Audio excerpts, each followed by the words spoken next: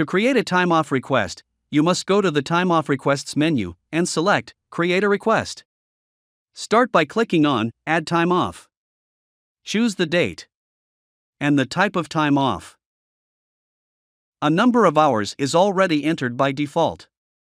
This matches your regular workday as defined in your profile. It is still possible to modify it if necessary, in order to indicate an incomplete day off. To add more time off, you can again click on Add Time Off. The date will automatically go up by 1 day. You can mix different types of time off in the same request. To add many days at once, the Add a Series of Time Off button allows you to add a long time off, such as 2 weeks of vacation. You could save it as a draft if it is not ready to submit. In that case, no email will be sent to your supervisor. This time off will not be considered in your balances and will not appear in your timesheet. It will be as if this request does not really exist.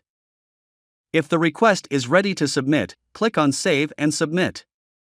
Your supervisor will then receive an email notifying that a request is ready to be approved.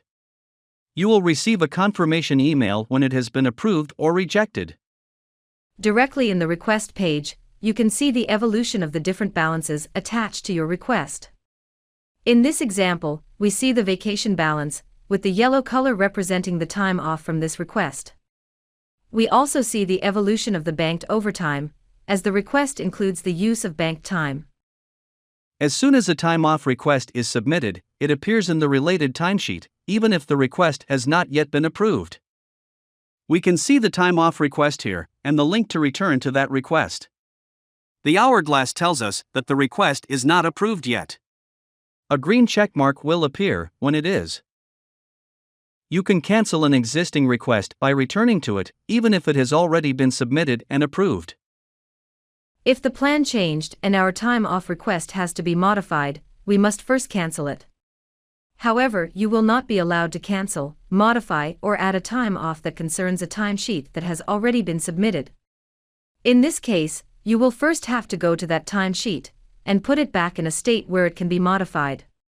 You will then be able to make your changes and submit your request. Let's click on Modify in order to allow modifications and return to our time off request. We can now make our changes by first canceling the request and indicating the reason for the cancellation. When you cancel a request, an email will be sent to the approver.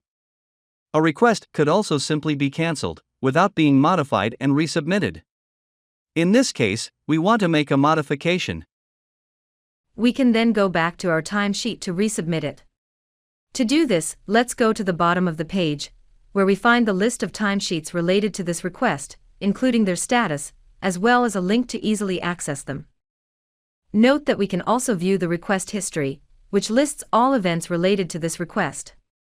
We can even view the different versions of a request that has been submitted several times.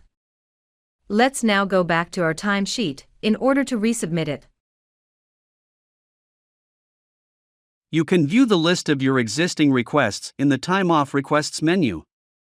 A filter displays by default only the requests that include future dates, but you can choose one of the other filters. You can also sort and filter in the columns.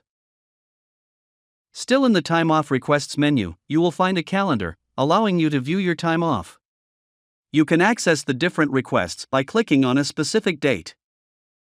You can also filter based on the types of time off or request status. Finally, you can view the status of your balances. The interface shows you the balances on a given date, which by default is today's date. This therefore does not include time off requested for future dates. For more details, you can click on the magnifying glass to see the complete evolution, in the same way that you see it on the request itself.